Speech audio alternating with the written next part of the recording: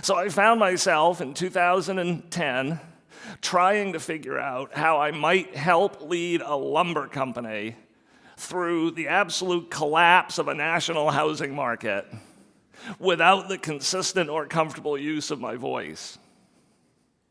And I had no strategy or plan for what would happen next. So my instincts took over. And when instincts take over, things get very simple. When you can't talk, you listen. You get really, really good at listening. You get really good at asking questions. You get really good at answering a question with a question, sharing the stage, empowering others, and strengthening voices around you. And having now lived that way, I've come to believe that perhaps all CEOs should lose their voice for a time. There are lots of ways to lose your voice in this world. You can get lost in your roles. You can get lost in the busyness of it all. You can get lost in the pull of your tribe and what people expect you to think or say or do, or not think or not say or not do. And you can lose your voice from overreaching, from those who have more power, intimidating either overtly or covertly you into being something other than what you really want to be.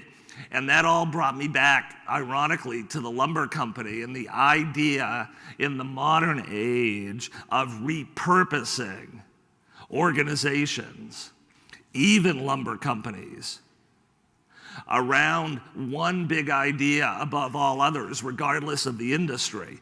The purpose of the organization is to enrich the lives of the people who work there. The purpose of the organization is not to grow trees, it's not to make lumber, it's not to deliver building materials, it's to help people find, release, and live with their own true voice. And if you create an organization that first and foremost tries to do that, whatever business objectives you have behind it, those people will then nail. And I would say the single biggest transformation in my own life is I spent the majority of my career thinking about how everybody else needed to change and what everybody else should be doing and how they should be doing it differently. And my life only kind of started to gain traction when I gave that up and started spending the majority of my time on what I needed to do differently, or how I needed to change, or how I could have impacted the situation. And it's really kind of a very different way to think about leadership and management, because by definition, historically, leadership or management is about the supervision or direction of others. But I really think in the world we're heading into today, that leadership and management is really no different than living. It's about trying to figure out as best you can how to supervise yourself.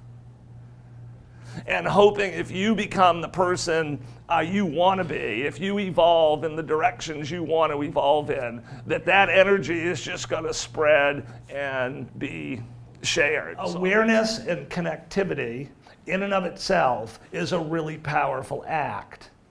So often people ask me when they hear my story, what do you do at Pine Ridge?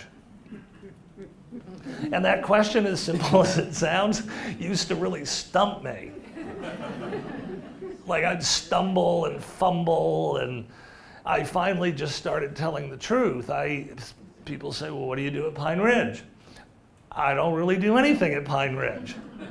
I go there and I hang out with the people I know or I meet who live there. I literally drive around and I sit with them and we visit.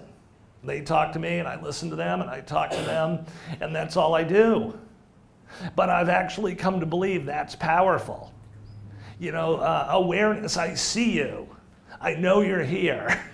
I know what happened. I know this story. and connectivity. That in and of itself, I think, is powerful. Again, the act of listening. And the other thing I've ended up saying a lot there, which I touched on before the break, is that I look for opportunities to tell people that I actually go there. The primary reason I go there is because of what the community there, their community, gives to me. And the community is so used to people going there to give something to them, which is great and important. It's really great, it's really important, and it should be encouraged. But the other side of that is just this realization that they have lots to give. That there's a story there, a culture there, human beings there, values there, that actually are really, really super relevant in a lot of ways for a lot of the subjects we think about and are trying to deal with in the present day.